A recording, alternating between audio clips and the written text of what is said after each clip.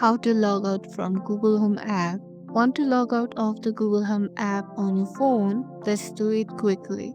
Open the Google Home app. In the top right corner, tap your profile picture.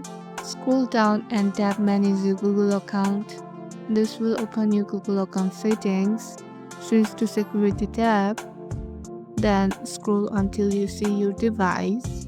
Tap Manage Device. Here you will see all the devices where your Google account is signed in. Find your phone, tap it, then tap Sign Out. Once sign out, your Google Home app will no longer be linked to the account. And here's a pro tip.